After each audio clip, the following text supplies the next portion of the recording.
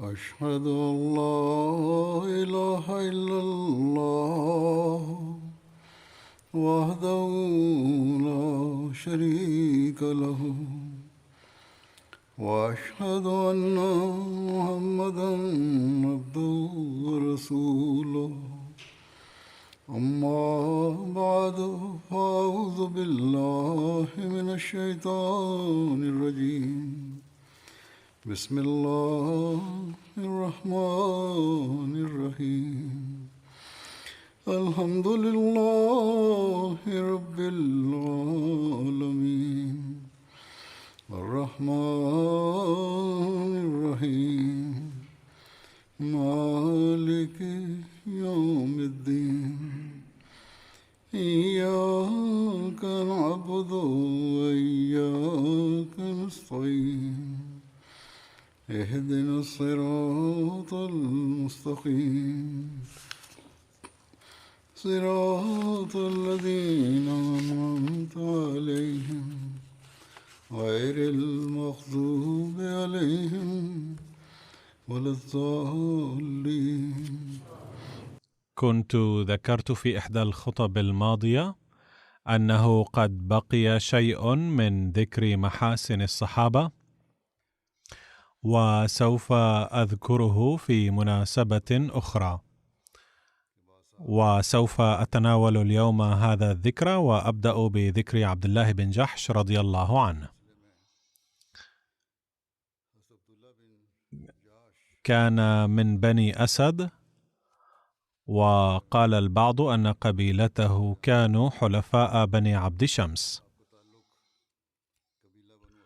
بينما يرى البعض أنهم كانوا حلفاء حرب بني أمية.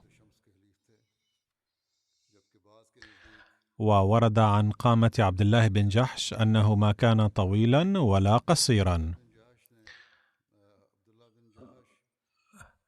وكان كثيف شعر الرأس. أمره النبي صلى الله عليه وسلم على سرية ذات مرة، وأثنى على جلده وثباته وشجاعته. فعن سعد بن أبي وقاص أن النبي صلى الله عليه وسلم قال: لأبعثن عليكم رجلا ليس بخيركم ولكنه أصبركم للجوع والعطش. ثم يقول: خرجنا تحت إمارة عبد الله بن جحش إلى وادي نخلة الواقع بين مكة والطائف. أما الغنائم التي وقعت في أيدي المسلمين في هذه المهمة فيرى البعض أنها أول غنيمة يغنمها المسلمون، وقد قسمها عبد الله بن جحش إلى 5 أقسام، فكانت أول خمس في الإسلام. وقال الإمام الشافعي: كانت أول راية في الإسلام راية عبد الله بن جحش، وأول غنيمة قسمت في الإسلام كانت على يده أيضا. وقال حضرة ميرزا بشير أحمد بهذا الصدد في سيرة خاتم النبيين صلى الله عليه وسلم: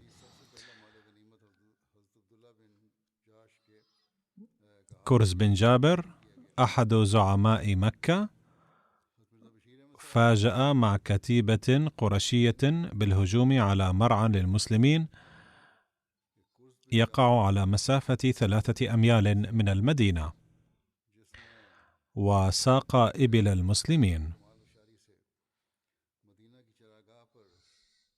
فبث هذا الهجوم المباغت الخوف في المسلمين. وكان زعماء قريش قد هددوا المسلمين سلفا بأنهم سيدمرون المسلمين بشن الغارات على المدينة، فكان المسلمون قلقين بطبيعة الحال. ونظرا إلى هذا الخطر قرر النبي صلى الله عليه وسلم باستطلاع أخبار قريش وتنقلاتهم عن كثب، لكي يصله كل خبر قبل فوات الأمان وتبقى المدينة محمية من كل هجوم مباغت.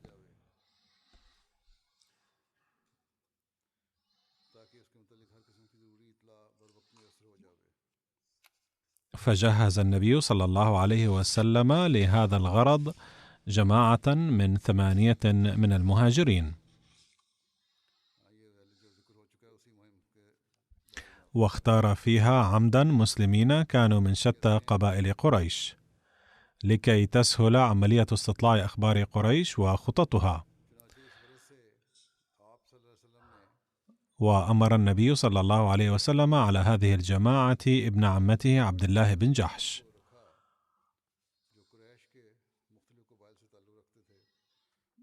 ولكي لا يطلع عامة المسلمين على هدف هذه الجماعة ووجهتها، لم يخبر النبي صلى الله عليه وسلم أمير هذه السرية عن وجهته وهدفه عند رحيل هذه الجماعة،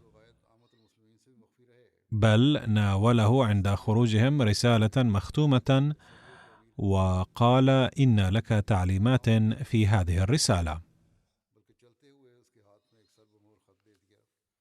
علما أنه سبق أن ذكرت هذه القصة إلى حد ما، ولكني لم أذكرها على ضوء ما قاله حضرة ميرزا بشير أحمد. وعندما تبعد من المدينة على مسافة يومين، افتح هذه الرسالة واعمل بما فيها من تعليمات. فخرج عبد الله بن جحش وأصحابه بأمر سيدهم صلى الله عليه وسلم، وبعد قطع مسافة يومين فتح عبد الله بن جحش رسالة النبي، وإذ فيها: امضي حتى تنزل نخلة بين مكة والطائف، فترصد بها قريشا، وتعلم لنا من أخبارهم وتخبرنا بها. ولأن مهمة استطلاع هذه الأخبار كانت خطيرة جدا، فأوصاه النبي أن يعلم أصحابه بالمهمة وألا يستكره أحد منهم بعد ذلك. فمن كان يريد المضي معه فليذهب، ومن كره فاسمح له بالعودة. أعلم عبد الله أصحابه بهذه التعليمات، فقال الجميع بصوت رجل واحد: إننا جاهزون للمضي قدما بطيب نفس.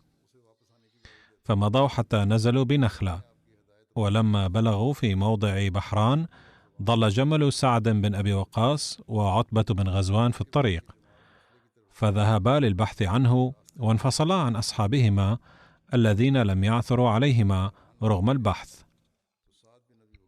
فقل عدد هذه الجماعة إلى 6 فقط.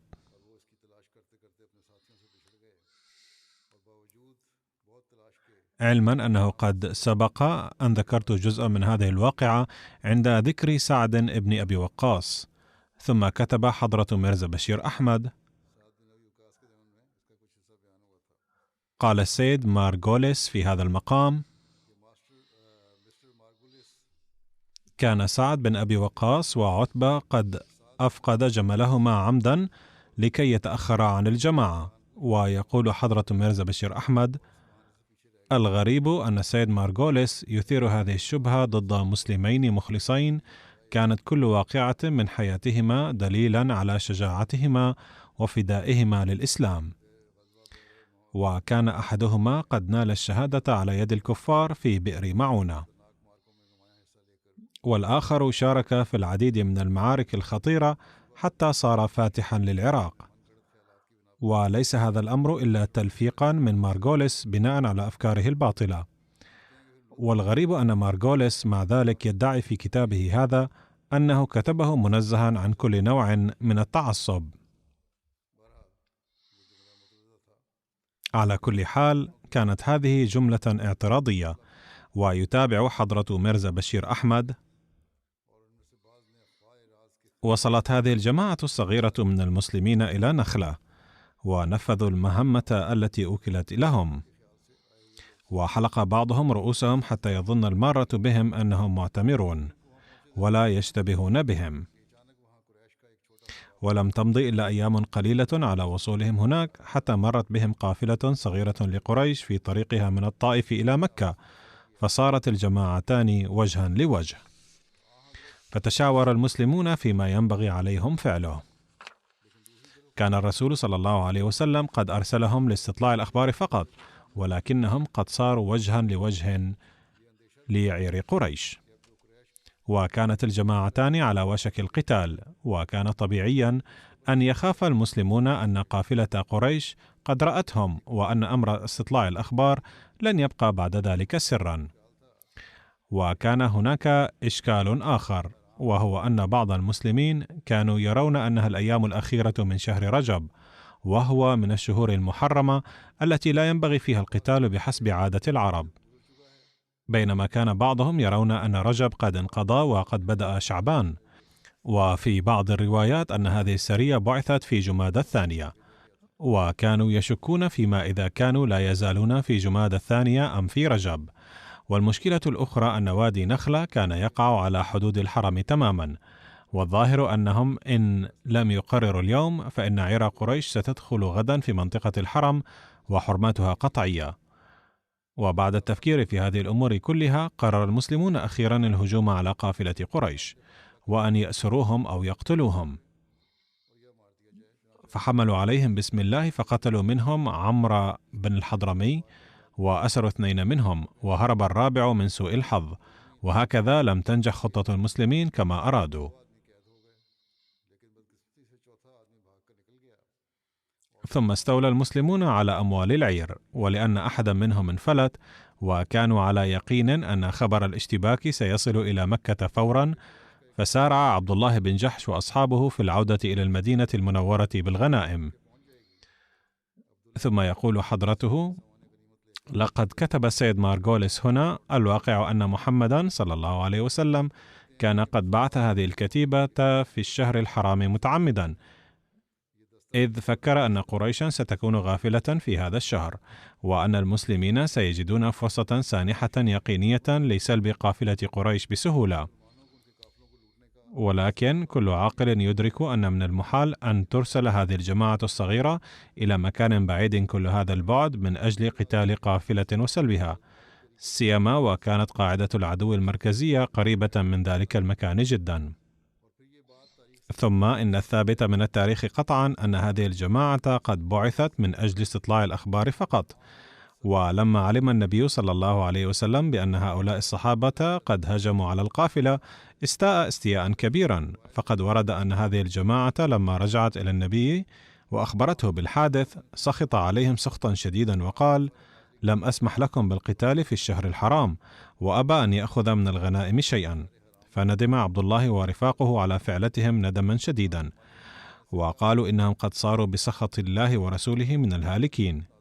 كما أن الصحابة الآخرين لاموهم لوما شديدا وقالوا: لقد فعلتم ما لم تؤمروا به وقاتلتم في الشهر الحرام مع أنكم لم تؤمروا بالقتال أبدا. ومن ناحية أخرى أثارت قريش الضجة بأن المسلمين قد استحلوا الشهر الحرام، وكان عمرو بن الحضرمي الذي قتل منهم أحد زعماء مكة، وكان حليفا لعتبة بن ربيعة أحد زعمائها، فأججت هذه الواقعة نار غضب قريش، فبدأت في التجهيز للهجوم على المدينة بحماس أكبر، وكانت معركة بدر نتيجة لهذه التجهيزات والحماس والعداء عموما. باختصار، تكلم كل من الكفار والمسلمون كثيرا فيما حصل في هذه الواقعة، وأخيرا نزل الوحي القرآني واطمأن المسلمون، وهو قول الله تعالى: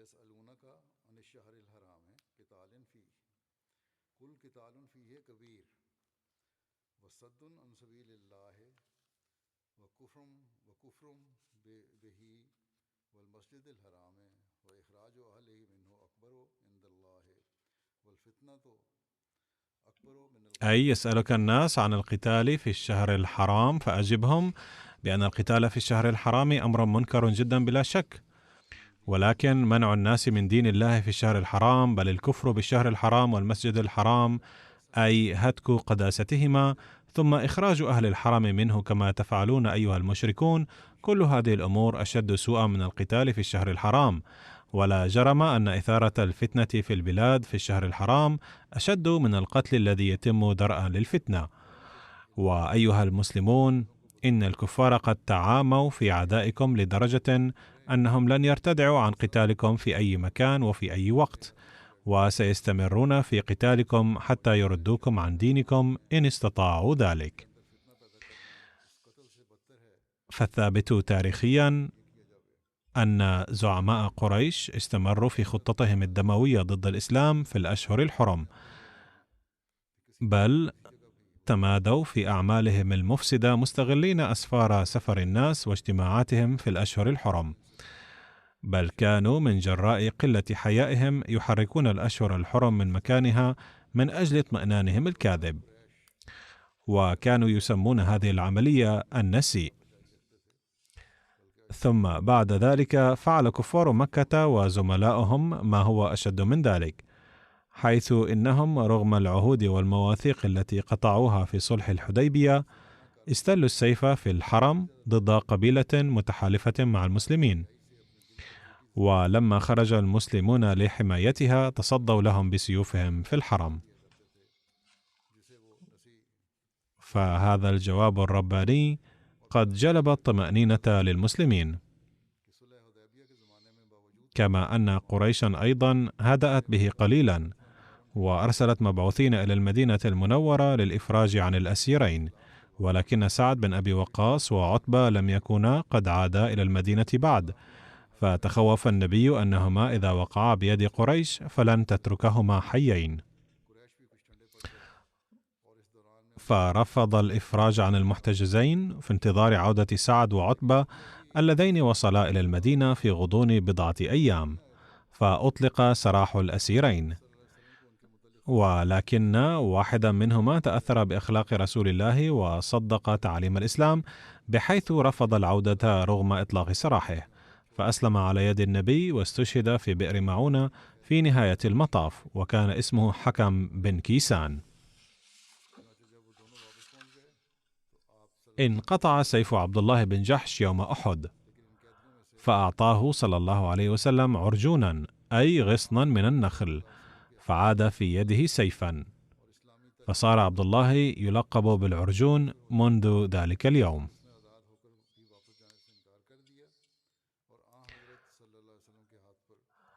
وقال أبو نعيم: كان عبد الله بن جحش يقسم بالله ويحب الله كثيرا، وهو أول من رفع الراية في الإسلام. وعن الشعبي: جاءني رجل من بني عامر ورجل من بني أسد يتفاخران، وكان العامري قد أخذ بيد الأسدي، وكان الأسدي يقول له: اترك يدي، ولكن العامري كان يقول: والله لن أتركك. قال الشعبي: فقلت للعامري: يا أخي بني عامر اتركه. وقلت للأسدي: في قومك 6 مزايا لا توجد في أي من العرب، أولاها أن منكم امرأة أراد النبي أن يتزوجها فزوجه الله منها، وكان جبريل سفيرا بينهما، وهي زينب بنت جحش، وهذا يكفيكم فخرا. والثانية أنه كان منكم رجل كان من أهل الجنة، ومع ذلك كان يمشي على الأرض هونا وتواضعا، وهو عكاشة بن محصن، وهذه مفخرة لقومك. والثالثة أن أول شخص أعطي راية الإسلام كان منكم، هو عبد الله بن جحش، وهذه مفخرة لقومك. والرابعة أن أول غنيمة قسمت في الإسلام هي غنائم عبد الله بن جحش. والخامسة كان أول من بايع بيعة الرضوان أبو سنان عبد الله بن وهب، فقال: يا رسول الله، ابسط يدك أبايعك. قال: على ماذا؟ قال: على ما في نفسك. قال: وما في نفسي؟ قال: فتح أو شهادة. قال: نعم. فبايعه. قال: فجعل الناس يبايعونه ويقولون: على بيعة أبي سنان، على بيعة أبي سنان. فكانت هذه لقومك وكانوا سبع المهاجرين. وفي رواية أن عبد الله بن جحش قتل يوم أحد، وكانت زينب بنت خزيمة تحته، ثم تزوجها رسول الله صلى الله عليه وسلم.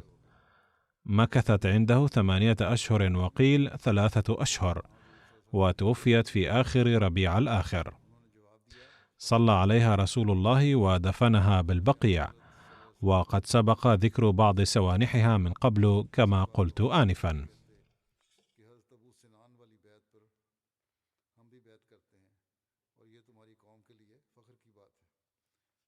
الذكر التالي هو لصالح شقران رضي الله عنه. يقول البعض إن رسول الله ورث شقران وأم أيمن من أبيه وأعتقهما بعد غزوة بدر.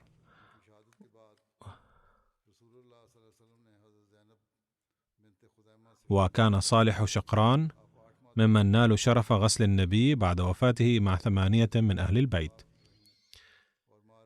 وفي رواية أحمد بن حنبل أيضا أن صالح شقران نال شرف غسل النبي بعد وفاته.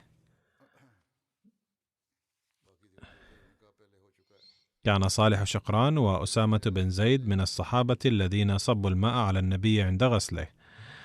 وفي رواية عن ابن عباس قال: اجتمع القوم لغسل رسول الله وليس في البيت إلا أهله، عمه العباس بن عبد المطلب، وعلي بن أبي طالب، والفضل بن العباس، وقثم بن العباس، وأسامة بن زيد بن حارثة، وصالح مولاه. فلما اجتمعوا لغسله نادى من وراء الناس أوس بن خول الأنصاري أحد بني عوف بن الخزرج، وكان بدريا، عليا بن أبي طالب، فقال: يا علي، نناشدك الله وحظنا من رسول الله صلى الله عليه وسلم. فقال له علي: ادخل. فدخل فحضر غسل رسول الله صلى الله عليه وسلم، فأسنده علي إلى صدره وعليه قميصه، وكان العباس وفضل وقثم يقلبونه مع علي، وكان أسامة بن زيد وصالح مولاه هما يصبان الماء، وجعل علي يغسله. قال العلامة البلاذري: إن عمر رضي الله عنه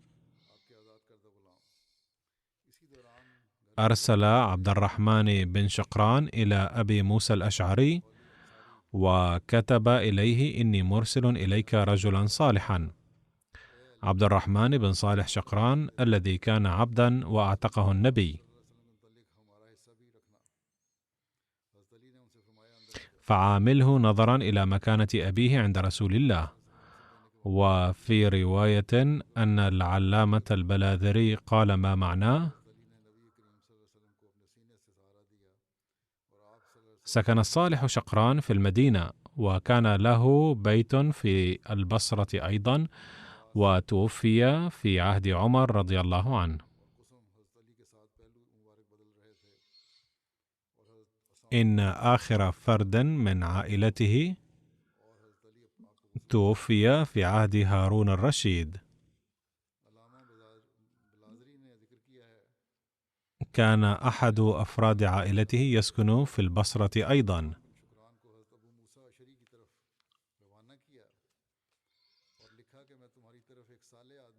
قال مصعب: إنه لا يعلم هل بقي نسله بعده أم لا. عن شقران مولى رسول الله صلى الله عليه وسلم قال: رأيته يعني النبي متوجها إلى خيبر على حمار يصلي عليه يومئ إيماء. فمن هنا اتضحت أيضا مسألة الصلاة على المطية. وهناك صحابي آخر اسمه مالك بن الدخشم، وبقي شيء من ذكر سوانحه وسأذكره هنا. فقد ورد عنه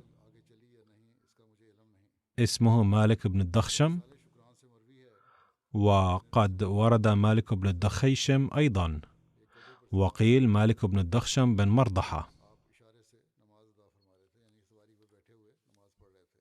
وقيل مالك بن الدخشم بن مالك بن الدخشم بن مرضخة، واسم أمه عميرة بنت سعد. تزوج مالك جميلة بنت أبي بن سلول، فكانت أخت رئيس المنافقين عبد الله بن أبي بن سلول. وقال مالك عن أسر سهيل بن عمرو: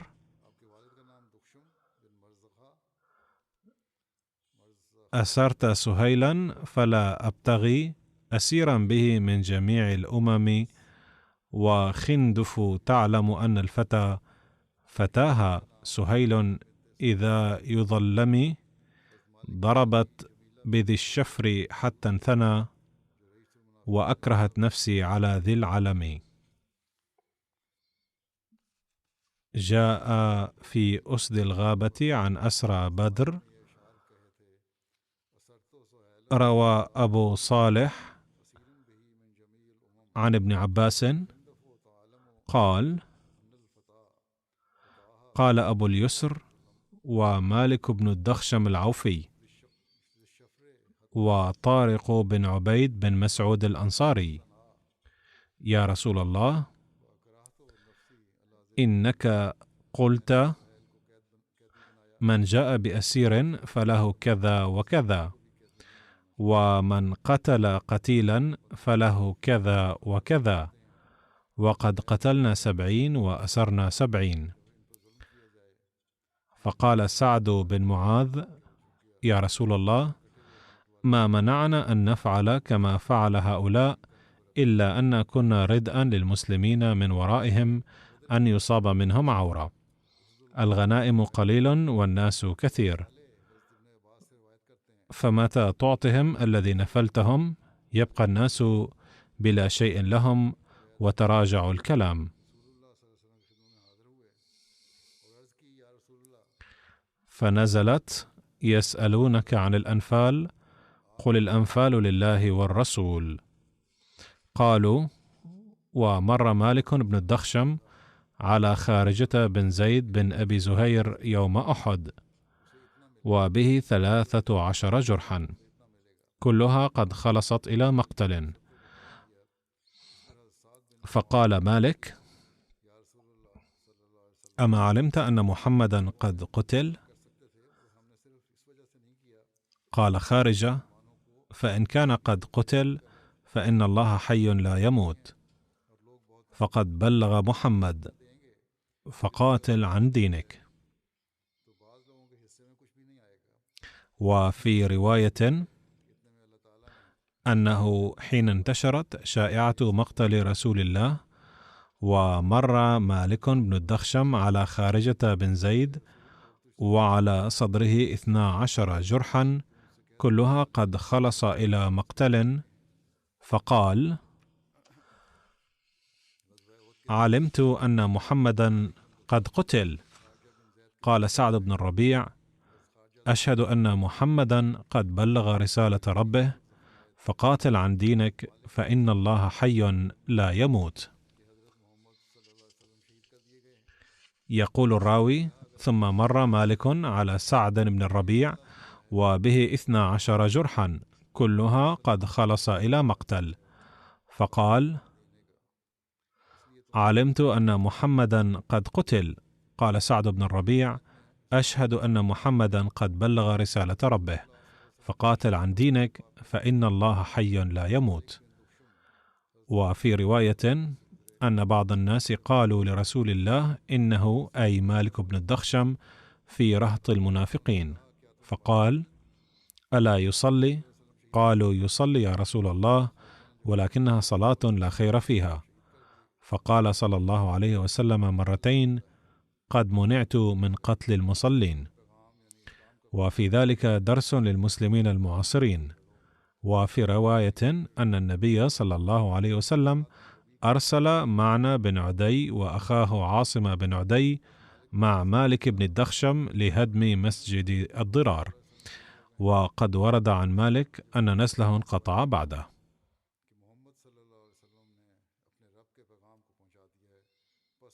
ثم هناك ذكر وجيز لمحصن بن عكاشة، كان اسمه عكاشة بن محصن بن حرسان، وكنيته أبو محصن، وقتل في عام 12 من الهجرة في عهد سيدنا أبي بكر رضي الله عنه.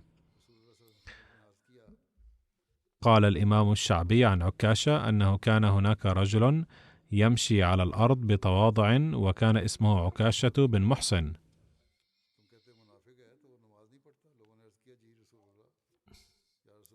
في العام 2 من الهجرة أرسل رسول الله عبد الله بن جحش في مهمة وفيها عكاشة بن محصن أيضا. جاء في السيرة الحلبية: ما زال صلى الله عليه وسلم يرمي يوم أحد عن قوسه حتى تقطع وتره، وبقيت في يده منه قطعة تكون شبرا في سية القوس. فأخذ القوس عكاشة بن محصن ليوتره له، فقال: يا رسول الله، لا يبلغ الوتر. فقال: مده يبلغ. قال عكاشة: فوالذي بعثه بالحق لمددته حتى بلغ وطويت منه لفتين أو ثلاثا على سية القوس. في رواية أن في عام 6 من الهجرة أغار عيينة بن حصن الفزاري في بني عبد الله من غطفان، فاستلحموا لقاح النبي بالغابة، وكان فيها رجل من بني غفار وامرأته، فقتلوا الرجل وحملوا المرأة. ونذر بهم سلمة بن عمرو بن الأكوع الأسلمي غدا يريد الغابة، ومعه غلام لطلحة بن عبيد الله معه فرس له يقوده، حتى إذا على ثنية الوداع نظر إلى بعض خيولهم فأشرف في ناحية سلع ونادى قومه للمساعدة، ثم خرج يشتد في آثار القوم، وكان مثل السبع حتى لحق بالقوم فجعل يردهم بالنبل، فإذا وجهت الخيل نحوه انطلق هاربا ثم عارضهم، فإذا أمكنه الرمي رمى. لما بلغ رسول الله صلى الله عليه وسلم الخبر الأكوع أعلن بالمدينة بالخطر، فترامت الخيول إلى رسول الله، وكان منهم عكاشة بن محصن وغيرهم.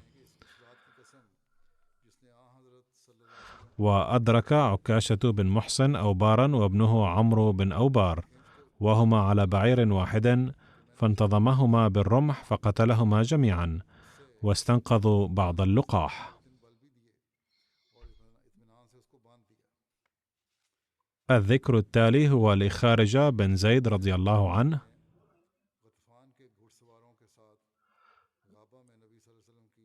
الذي كان يكنى بأبي زيد. جاء في رواية أن خارجة بن زيد ومعاذ بن جبل رضي الله عنهما سألا علماء اليهود عن بعض الأمور الواردة في التوراة، فرفضوا الرد عليها، فأنزل الله تعالى آية: إن الذين يكتمون ما أنزلنا من البينات والهدى من بعد ما بيناه للناس في الكتاب أولئك يلعنهم الله ويلعنهم اللاعنون. ثم هناك ذكر زياد بن لبيد، كانت كنيته أبو عبد الله، وكان من الخزرج قبيلة الأنصار بن بياضة بن عامر، كان نسله يسكن في المدينة وبغداد. وعن الضحاك بن النعمان بن سعد أن مسروق بن وائل قدم على رسول الله صلى الله عليه وسلم في المدينة بالعقيق. العقيق يطلق على كثير من الوديان والمعادن وأماكن أخرى. أشهر الوديان هي العقيق التي تقع غرب المدينة، في زمن النبي صلى الله عليه وسلم كان الطريق من مكة إلى المدينة يمر بوادي العقيق ويصل إلى ذي الحليفة، وهذا الطريق ما زال موجودا.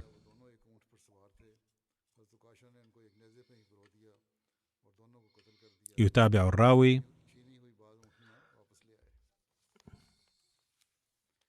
فأسلم وحسن إسلامه، ثم قال: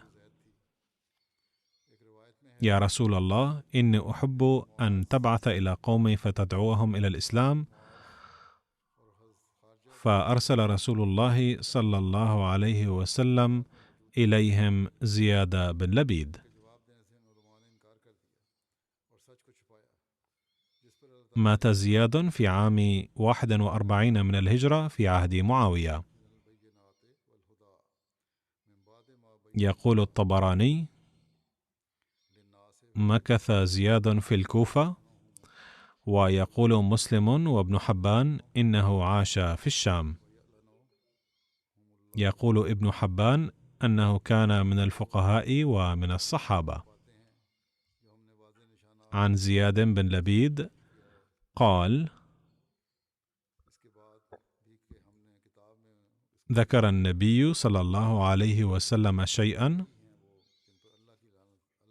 قال: ذاك عند أوان ذهاب العلم. قال: قلنا يا رسول الله، فكيف يذهب العلم ونحن نقرأ القرآن ونقرئه أبناءنا ويقرئه أبناؤنا أبناءهم إلى يوم القيامة؟ قال: ثكلتك أمك إن كنت أراك من أفقه رجال المدينة.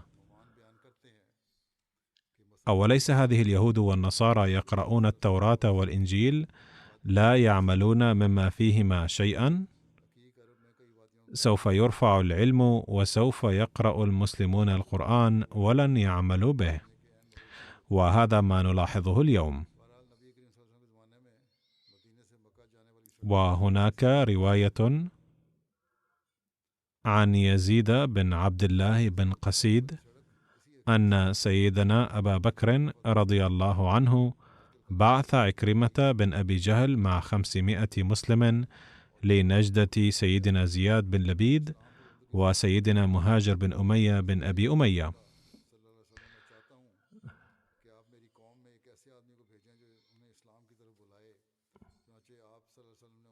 فوصلوا إلى الجيش حين كان قد فتح منطقة نجير في اليمن.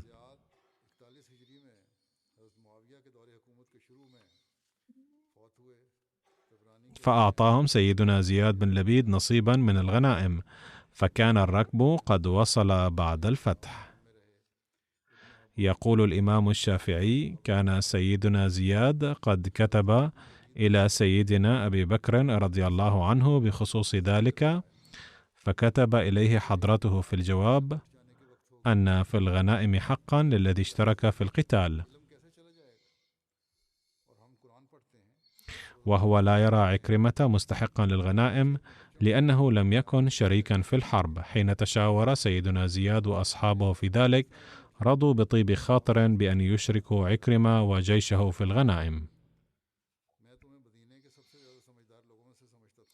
والآن أتناول ذكر سيدنا خالد بن البكير بن عبد ياليل، وكان من بني سعد الحليفة لبني عدي. يقول ابن إسحاق: لا نعرف 4 إخوان شاركوا بدرا سوى إياس وإخوته عاقل وخالد وعامر، فهم شهدوا بدرا وهاجروا معا إلى المدينة وأقاموا فيها عند رفاعة بن عبد المنذر. يقول ابن إسحاق: إن رجالا من قبيلتي عضل والقارة جاءوا إلى النبي بعد غزوة أحد وقالوا: يا رسول الله، إن فينا إسلاما، فابعث معنا نفرا من أصحابك يفقهوننا في الدين ويقرؤوننا القرآن.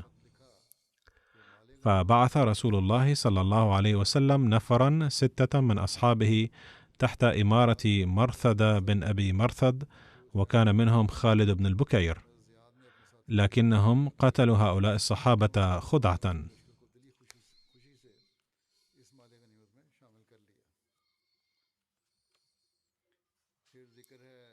وبعده ذكر عمار بن ياسر، وكان يكنى بأبي يقظان. كتب عنه سيدنا المصلح الموعود رضي الله عنه مستمدا من شتى كتب التاريخ أن رسول الله مر ذات يوم من عبد اسمه عمار، وكان يتنهد ويكفكف دموعه، فسأله النبي: ما بك يا عمار؟ فقال: يا رسول الله، بئس ما حصل معي، فقد ظل الأعداء يضربونني ويؤذونني ولم يتركوني حتى يستصدروا مني كلاما ضدك وتأييدا للآلهة. فسأله النبي: ما الذي كنت تشعر في قلبك؟ فقال عمار: كان في قلبي إيمان لا يتزلزل، وصحيح أني تكلمت بلساني ضدك، لكن قلبي كان عامرا بالإيمان. فقال النبي: إذا كان قلبك مطمئنا بالإيمان فسوف يغفر الله زلتك. أما هجرته إلى الحبشة ففيها اختلاف، إذ يظن البعض أنه كان ممن هاجروا إلى الحبشة ثانية.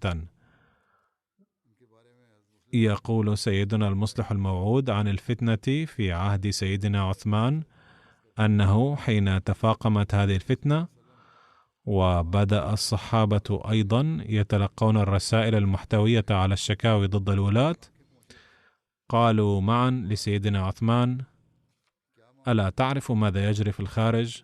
فقال: إن التقارير التي تصلني تفيد بأن كل شيء على ما يرام. فقال الصحابة: إنهم يتلقون الرسائل بهذا الموضوع من الخارج، لذا يجب التحقيق. فاستشارهم كيف يمكن التحقيق، ثم بحسب رأيهم بعث أسامة بن زيد إلى البصرة، ومحمد بن مسلمة إلى الكوفة، وعبد الله بن عمر إلى الشام، وعمار بن ياسر إلى مصر، وأمرهم أن يتقصوا الحقائق هناك ويرسلوا تقريرهم. هل الولاة فعلا يظلمون الرعية ويعتدون عليهم ويغصبون حقوقهم؟ وإضافة إلى هؤلاء الأربعة بعث رجالا آخرين أيضا إلى بعض الأمصار لاستطلاع الأمور، فذهب هؤلاء كلهم، وبعد العودة بعد التحقيق رفعوا تقرير أن في كل مكان يسود الأمن والسلام ويعيش المسلمون بحرية ولا أحد يهضم حقوقهم، وأن الولاة يعملون بعدل وإنصاف. أما عمار بن ياسر فتأخر ولم يرد منه أي خبر حتى ظن الناس في المدينة أنه قد اغتيل، ولكن الحقيقة أنه بسبب بساطته وعدم خبرته في السياسة وقع في شراك المفسدين الذين كانوا تلاميذ عبد الله بن سبأ. ولما كان عبد الله بن سبأ موجودا بنفسه في مصر فلم يغفل أن الوفد القادم للتحقيق، إذ أصدر قراره بوجود الأمن والسلام في البلاد، فلا بد أن يهب الناس لمعارضته وأشياعه، علما أن إرسال عثمان الوفد المذكور كان قرارا مفاجئا، فلم يجد ابن سبأ فرصة للقيام بإجراءات تخدم هدفه في مناطق أخرى. أما في مصر فكان القيام بهذه الإجراءات سهلا، فحين دخلها عمار بن ياسر استقبله ابن سبأ وشرع يذكر أمامه عيوب والي مصر عمرو بن العاص ومظالمه على حد زعمه. فلم يسلم عمار من سحر لسانه الذرب، فقد تكلم مع عمار بحيث انطلع عليه كلامه الساحر، إذ كان متكلما بليغا. وبدلا من أن يقوم عمار بتحقيق حيادي لم يقابل والي مصر ولم يقم بتحقيق عام أيضا، بل توجه مع حزب المفسدين وأثار الاعتراضات مثلهم، إذ كان أحد من الصحابة قد وقع في شراك المفسدين فعلا فهو عمار بن ياسر فقط، ولم يقع في الفتنة أي صحابي معروف غيره. وإذا ورد في رواية مثلا أن أحدهم علاوة على عمار وقع في هذا الشراك فقد برأت ساحته روايات أخرى.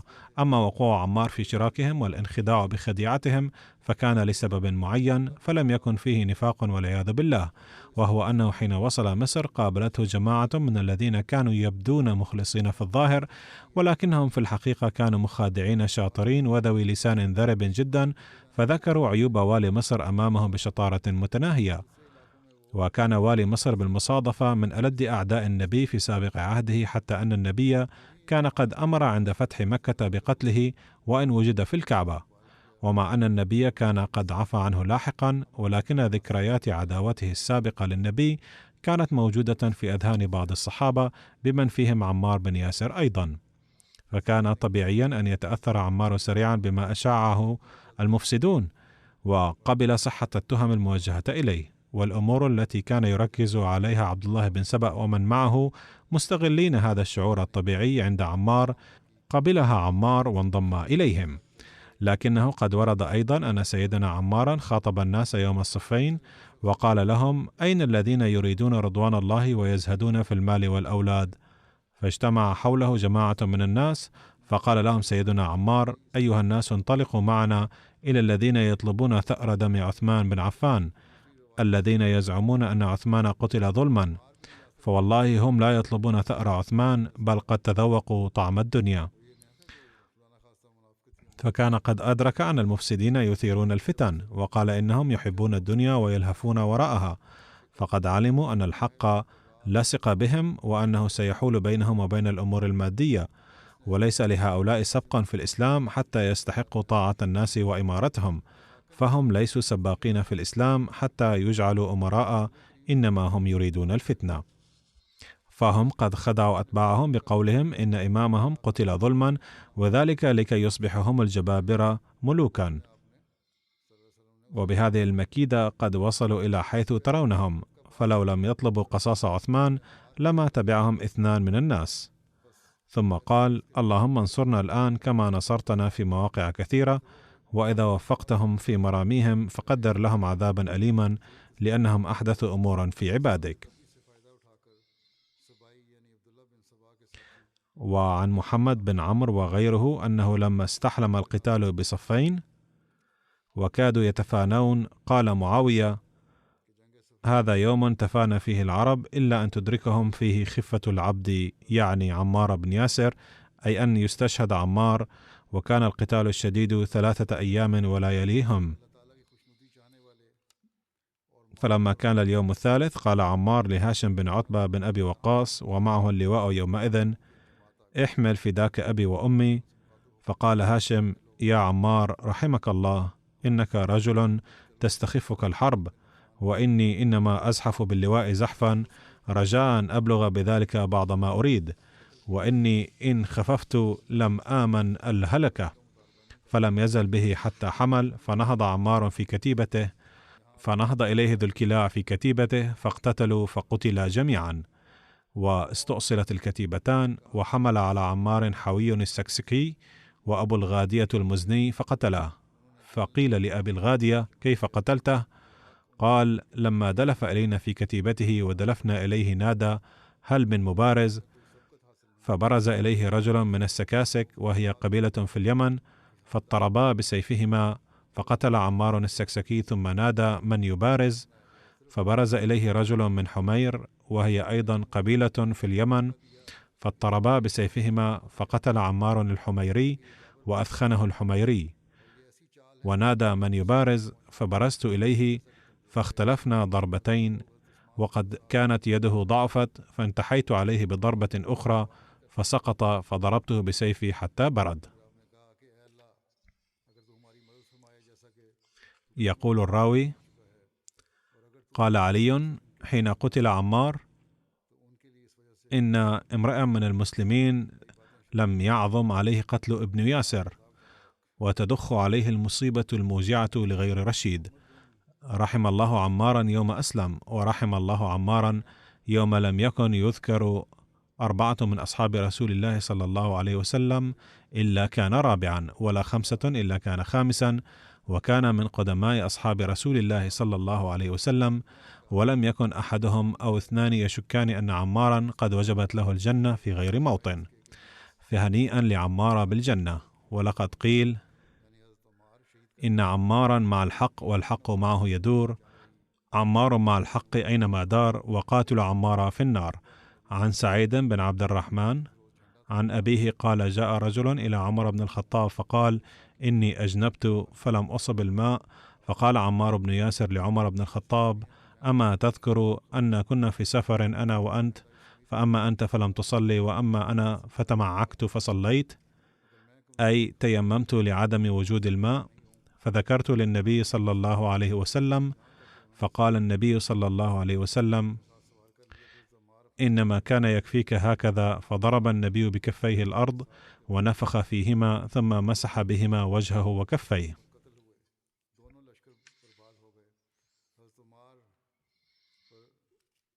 قال أبو وائل: خطبنا سيدنا عمار فأوجز وأبلغ، فلما نزل من المنبر قلنا له: يا أبا اليقظان، لقد أبلغت وأوجزت، فلو كنت تنفست.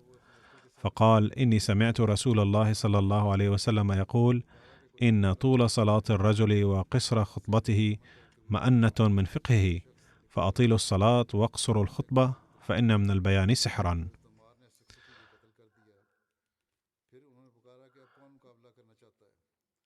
عن حسان بن بلال قال: رأيت عمار بن ياسر توضأ فخلل لحيته، فقيل له أو قال فقلت له: أتخلل لحيتك؟ قال: وما يمنعني، ولقد رأيت رسول الله يخلل لحيته. عن عمرو بن غالب أن رجلا نال من عائشة عند عمار بن ياسر فقال: أغرب مقبوحا منبوحا، أتؤذي حبيبة رسول الله؟ فهذا ذكر بعض الصحابة، وما تبقى منهم فسأتناولهم في المستقبل إن شاء الله.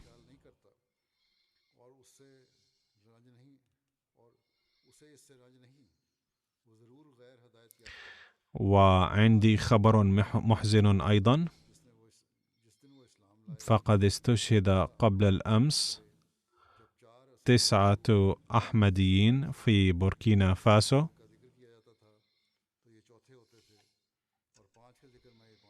فالحدث مؤسف جدا. إنا لله وإنا إليه راجعون.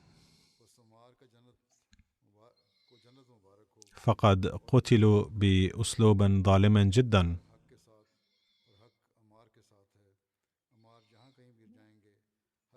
فكان امتحان لإيمانهم، فثبتوا ونجحوا في هذا الامتحان.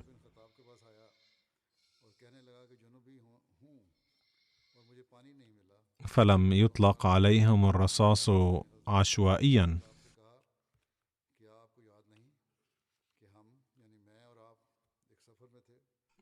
بل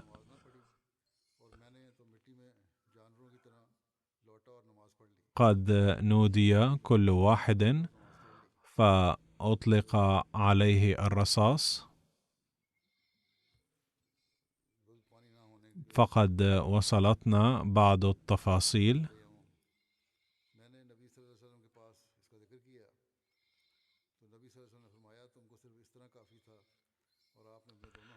فسوف أتناول ذكرهم بالتفصيل في الخطبة المقبلة.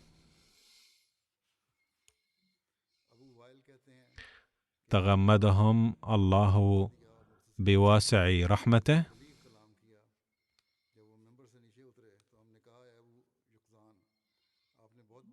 ورفع درجاتهم جميعا. ادعوا لهم، فالإرهابيون الذين أتوا قد هددوا أن الأحمديين إذا فتحوا المسجد فسوف يعاودون الكرة.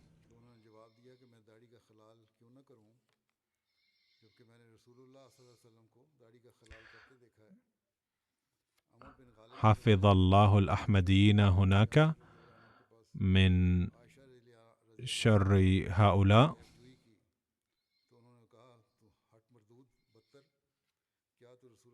على كل حال سوف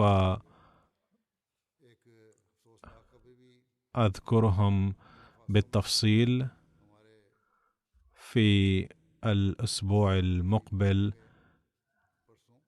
إن شاء الله تعالى.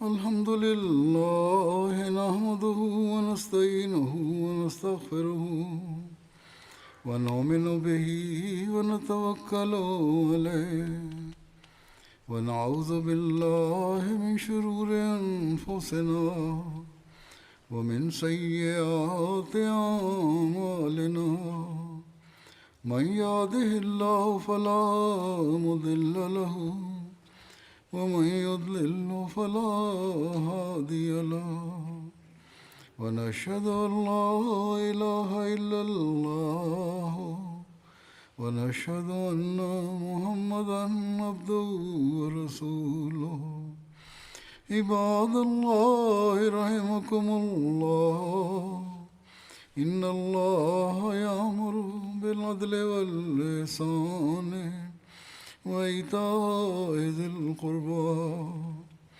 وينهى عن الفحشاء والمنكر والبغي يعظكم لعلكم تذكرون اذكروا الله يذكركم وادعوه يستجب لكم ولذكر الله أكبر.